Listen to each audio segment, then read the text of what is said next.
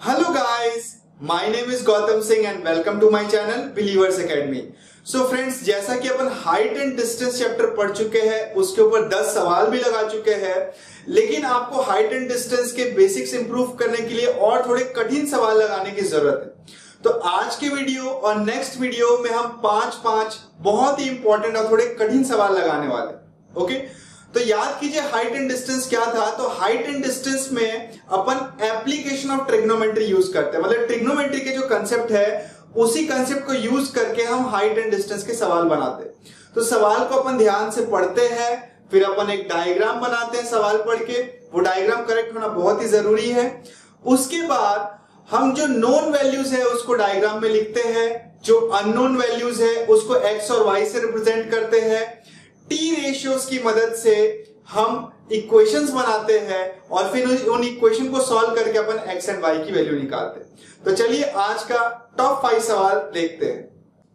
तो देखिए पहला क्वेश्चन दिया है, the angle of elevation of a jet plane from a point A on the ground is 60 degree. ये मान लीजिए ग्राउंड है, यहां से एक जेट प्लेन है, उसका ए कोई पॉइंट से एंगल ऑफ एलिवेशन कितना है 60 डिग्री। ठीक, ये पहले लाइन के हिसाब से हमने डायग्राम बनाया।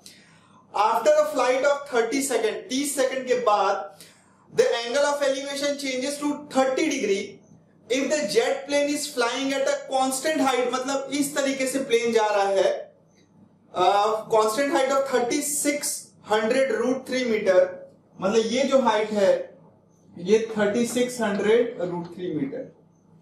Find the speed of jet plane. तो दूसरे इंफॉर्मेशन के हिसाब से 30 सेकंड के बाद ये प्लेन कहीं यहां आ गया है और अब जो एंगल ऑफ एलिवेशन हो गया है वो कितना हो गया है 30 डिग्री हो गया।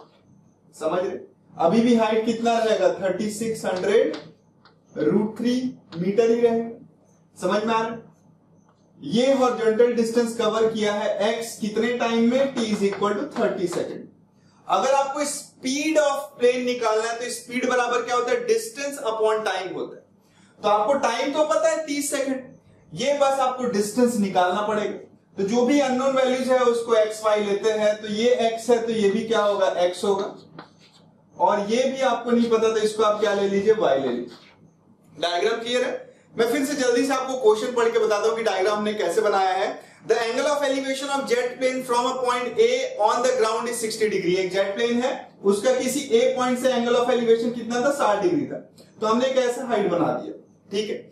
उसके बाद बोला after flight of 30 second, 30 second के बाद the angle of elevation changes to 30 degree if the jet is flying at constant height of 3600√3 find the speed of jet plane. तो ये कांस्टेंट हाइट पे उड़ रहा है, मतलब ऐसे जा रहा होगा, 30 सेकंड के बाद वो कहां चले गए, यहां चले गए। अब जो एंगल ऑफ एलिवेशन है इसी सेम पॉइंट से वो कितना है 30 डिग्री। समझ रहे? तो हमने ऐसे वर्टिकल ड्रॉप करके 2 राइट एंगल ट्रायंगल आपको दिख रहे होंगे। अब आपको स्पीड निकालना है तो स्पीड बराबर क्या होता है, डिस्टेंस अपॉन टाइम। डिस्टेंस आपको निकालना है तो अगर ये x होगा तो ये भी x है ना, और ये वैल्यू नहीं पता तो हमने y ले ली। ओके, तो अब अगर अपन ट्रायंगल बनाए ABC ले लीजिए और इसको D और इसको E ले लीजिए, ठीक है। अब इक्वेशन बनाते हैं इन ट्रायंगल ABC ट्रायंगल में मैं क्या लिख सकता हूं 3600√3 अपॉन y बराबर क्या लिख सकता हूं 1060, और 1060 की वैल्यू क्या होती है √3 होती है। √3 कैंसिल हो गया, y की वैल्यू आ गई 3600 मीटर। ओके, इसके बाद x निकालने के लिए ये वाला ट्रायंगल यूज करते हैं। तो इस ट्रायंगल के हिसाब से perpendicular upon x plus y is equal to 1030। 1030 की वैल्यू 1/√3, √3 मल्टीप्लाई कर देंगे तो √3 क्या हो जाएगा 3, ये हो जाएगा 10800 is equal to x plus y. तो देखिए y की वैल्यू अपने पास है, y की वैल्यू यहां डाल दीजिए तो ये आ जाएगा 10800 x प्लस 3600। तो x की वैल्यू आ रही है 7200 मीटर। तो ये जो प्लेन है 30 सेकंड में 7200 मीटर आगे जा चुका है।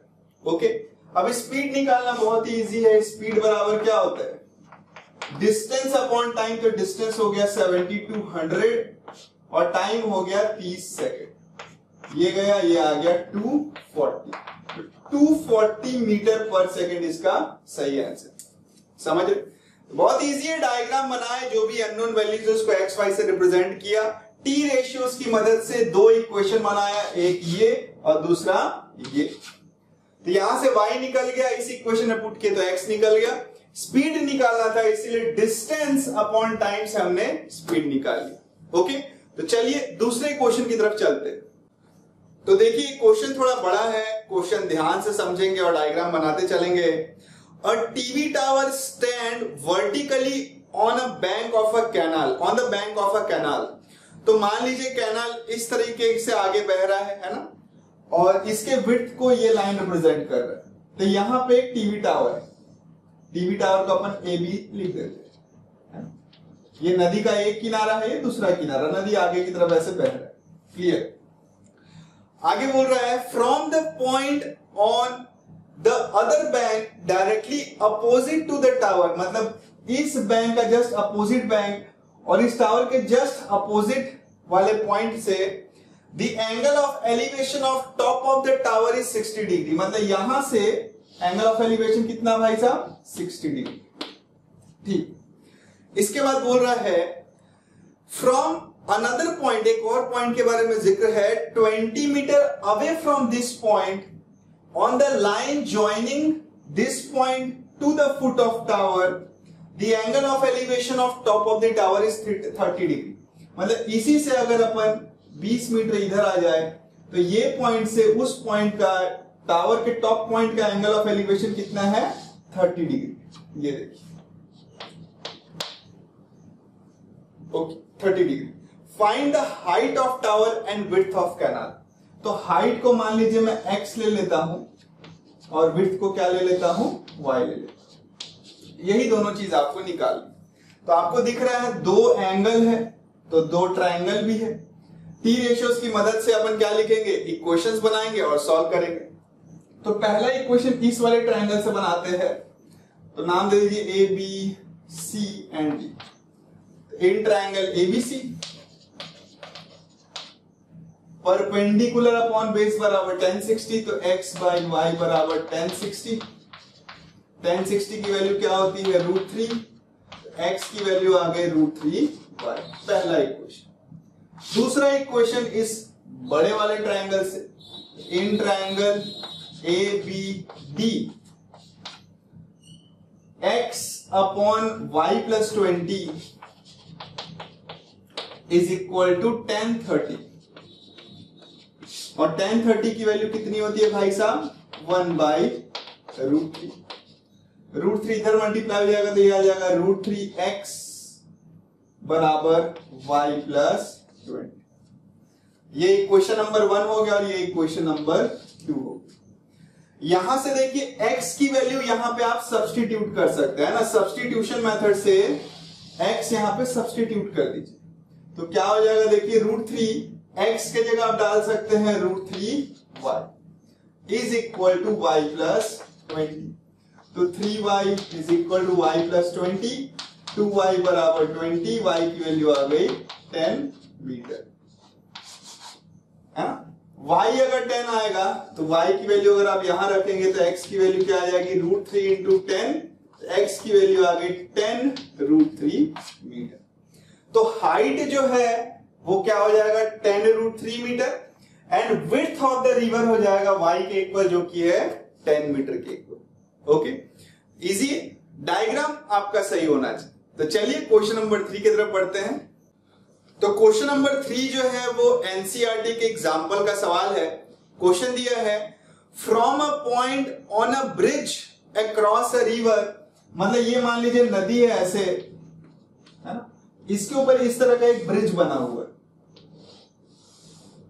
ठीक है ना। इसी के किसी पॉइंट के बारे में बात हो रही है, इसके किसी एक पॉइंट के बारे में बात हो रहा है। क्वेश्चन दिया ना, from a point on the bridge across a river the angle of depression of the banks on opposite side of the river are 30 and 45 degree. तो यहां ब्रिज में आके मतलब कई लोग ऐसे ब्रिज पर खड़े होते हैं और इधर देखते हैं और उधर देखते हैं, समझ में आ रहा है। तो जो एंगल ऑफ डिप्रेशन बन रहा है उसके बारे में दिया है कि इस साइड ये देखिए हॉरिजॉन्टल से इधर कोई देख रहा है तो उसको 45 डिग्री एंगल, और हॉरिजॉन्टल से इधर देख रहा है तो उसको 30 डिग्री का एंगल ऑफ डिप्रेशन मिल रहा है। If the bridge is at height of 3 metre from the bank, मतलब ये हाइट दे रखा है 3 metre, find the width of the river, तो यही तो विड्थ होगा, है ना। तो इसको मैं क्या ले लेता हूं, x ले लेता हूं, और इसको क्या ले लेता हूं, y ले लेता हूं, दिख रहा है। x प्लस वाई आपको क्या दे देगा, विड्थ दे देगा, ये हाइट आपको पता है।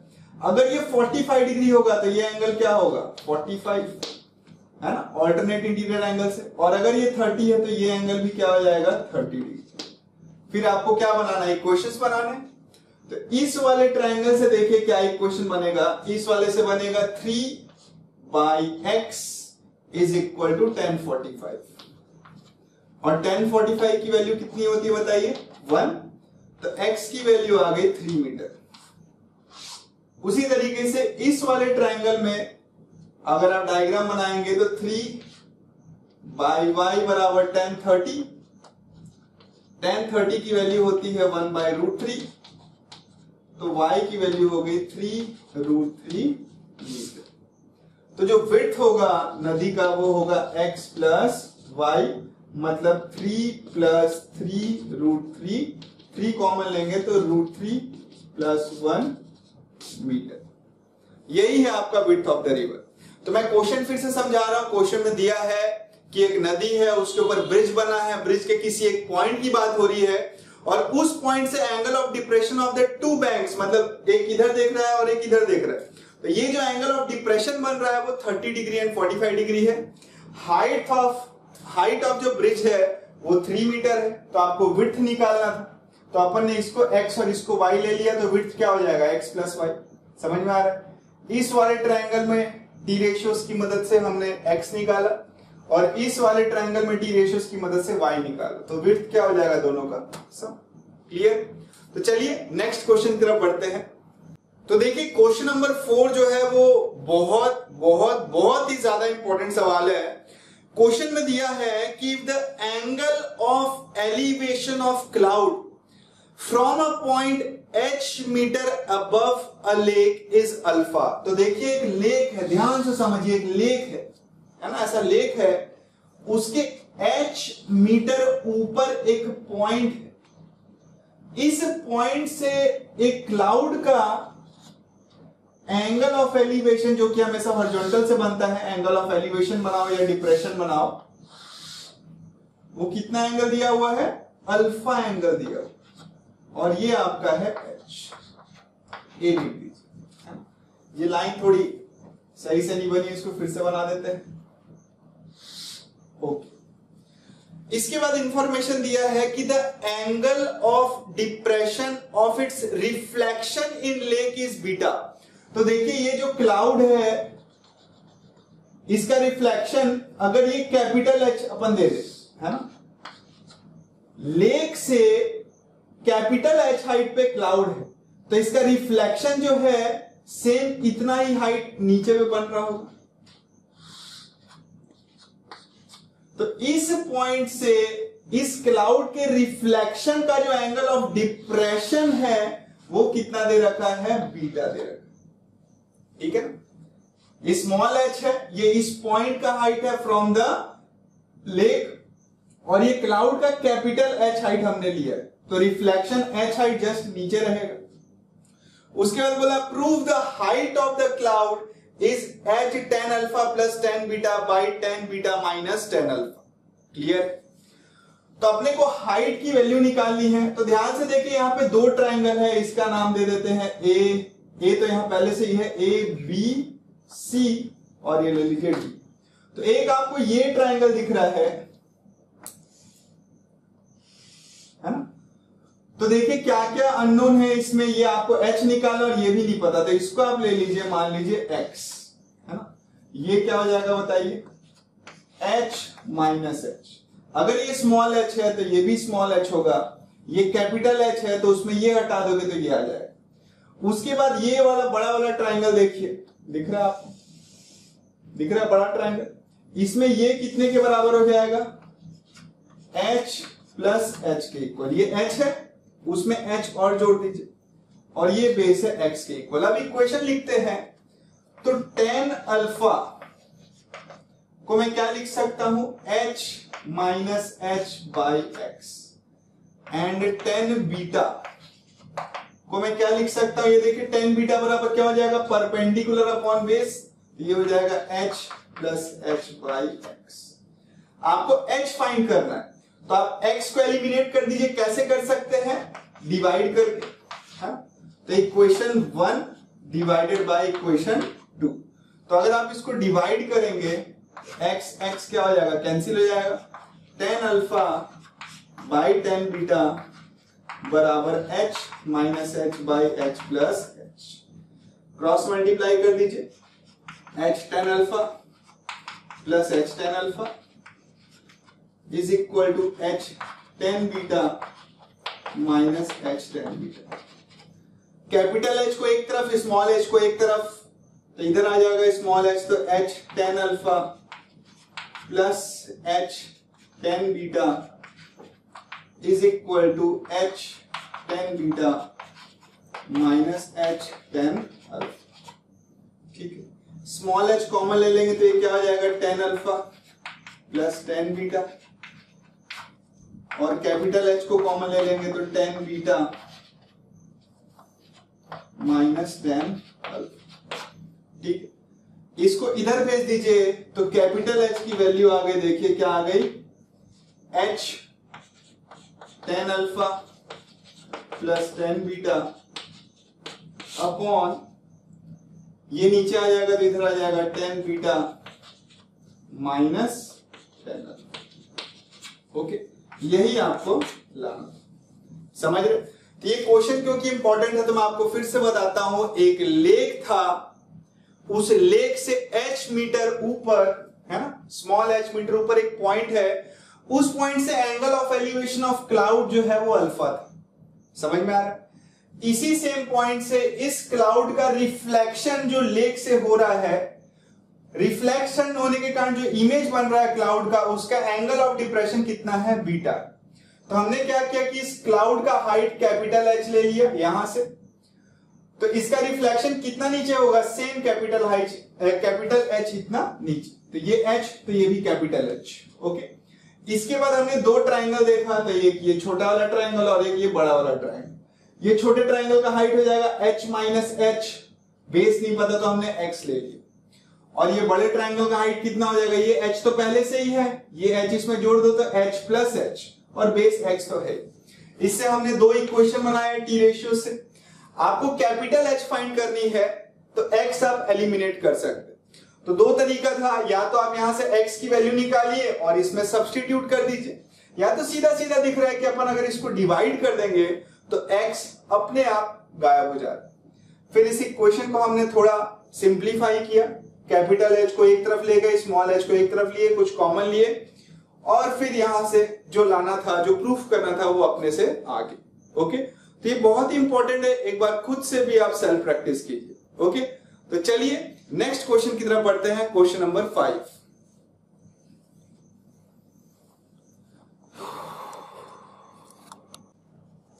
तो चलिए आज का आखिरी सवाल देखते हैं, क्वेश्चन नंबर 5। तो क्वेश्चन नंबर 5 जो है वो एनसीईआरटी का सवाल है और बहुत ही ज्यादा अलग सवाल, तो ध्यान से देखिएगा। क्वेश्चन में दिया है कि a man on the top of vertical tower observe a car moving at uniform speed coming directly toward it, मतलब एक कार टावर की तरफ चलते हुए आ रहा है। If it takes 6 second for the angle of depression to change from 30 degree to 60 degree, how soon after this will car reach the tower. Okay, तो मान लीजिए ऐसा एक ग्राउंड है, ग्राउंड में एक टावर है, टावर में एक आदमी ऐसे खड़ा है, इसको दिखा कि एक कार जो है इसके तरफ आ रही है, तो इसको इनिशियली एंगल ऑफ डिप्रेशन कितना दिख रहा था, 30 डिग्री। 6 सेकंड के बाद ये जो कार है वो यहां आ चुकी है, मान लीजिए है। अब जो एंगल ऑफ डिप्रेशन है वो कितना हो गया है, 60 डिग्री हो गया। तो आपको बताना है कि कितने सेकंड के बाद वो टावर के पास से क्रॉस होगा। क्लियर? तो देखिए इस बार बहुत ही कम इंफॉर्मेशन दिया है, ना हाइट दिया है ना ही इसका स्पीड दिया है, बस टाइम दे रखा है। तो इस तरह के सवाल में क्या करना है कि सारे टर्म्स ना एक ही वेरिएबल के वो मतलब टर्म्स में निकालिए। जैसे हम हाइट को x ले लेते हैं, तो ये डिस्टेंस t रेशियो से x के टर्म में निकालेंगे, फिर स्पीड भी x के टर्म में निकालेंगे, फिर अपन स्पीड के फॉर्मूला से ये टाइम निकालेंगे। चलिए धीरे धीरे देखते हैं, कोई टेंशन की बात नहीं है। A, B, C और D, अगर ये 60 डिग्री होगा तो ये भी क्या होगा, 60 डिग्री। ये 30 डिग्री होगा तो ये भी क्या होगा, 30 डिग्री होगा। मैं बोल रहा हूं सारे डिस्टेंस को आपको x के टर्म में निकालना है। तो देखिए in triangle ABC, AB by BC बराबर 1060। तो AB x लिख दीजिए, BC फाइंड करना है, 1060 की वैल्यू √3, तो BC की वैल्यू आ गई x बाई √3। ओके, इसके बाद बड़े वाले ट्राइंगल में in triangle ABD, AB by BD बराबर 1030। AB x है, BD निकालना है, 1 बाई √3, तो BD की वैल्यू आ गई √3x। दिख रहा है एक इक्वेशन और ये दूसरा इक्वेशन। अब आपको स्पीड निकालना है, स्पीड निकालना है, तभी तो इधर से आप टाइम निकाल पाएंगे। तो देखो 6 सेकंड में CD डिस्टेंस कवर किया, तो सबसे पहले तो CD निकालना पड़ेगा भाई, ये डिस्टेंस कितना, तो वो कितना हो जाएगा, देखिए ये माइनस ये कर दीजिए, तो CD की जो वैल्यू है वो हो जाएगी BD माइनस BC। तो BD की वैल्यू है √3x माइनस x बाई √3 हो जाएगा 3, 2x बाई √3। ठीक, CD निकल गया। अब जो स्पीड है वो क्या हो जाएगा, distance 2x by √3 upon time कितना हो गया, 6 सेकंड, तो ये आ गया 3, स्पीड हो गया x बाई 3 मीटर पर सेकंड, स्पीड आ गया। इसके बाद आपको टाइम निकालना, तो देखिए स्पीड का फॉर्मूला क्या होता है, डिस्टेंस अपॉन टाइम, तो टाइम का फॉर्मूला क्या हो जाएगा, डिस्टेंस अपॉन स्पीड। तो यहां से यहां का अगर आपको टाइम निकालना है तो डिस्टेंस कितना है, BC के इक्वल, BC की वैल्यू है x बाई √3 है, और स्पीड कितनी है, अभी अभी हमने निकाला है x बाई 3 √3। तो ये x और x कैंसिल होगा, √3 और √3 कैंसिल होगा, आ जाएगा आंसर 3 सेकंड। समझ में आ रहा है? तो ऐसे क्वेश्चन में आपको बस क्या कर जाना चाहिए, प्रोसीड कर जाना चाहिए। हमने क्या किया, डायग्राम बनाया बढ़िया से क्वेश्चन पढ़ के, उसके बाद हमने इसको x ले लिया और ये सारे डिस्टेंस को x के टर्म में निकाला, स्पीड को भी x के टर्म में निकाला, फिर जब अपन ने टाइम निकाला तो खुद ब खुद x और x कैंसिल होके टाइम निकल गया 3 सेकंड। तो ये क्वेश्चन भी बहुत इंपॉर्टेंट है, आप इसको फिर से प्रैक्टिस कीजिए। ओके, तो चलिए नेक्स्ट वीडियो में अपन और भी 5 बहुत ही ज्यादा इंपॉर्टेंट सवाल देखेंगे जो और भी कठिन है। तब तक आप और अच्छे से पढ़ते रहिए, और अगर ये वीडियो आपको पसंद आया तो लाइक करें, हमारे वीडियो को शेयर करें और हमारे चैनल को सब्सक्राइब करें। Thank you.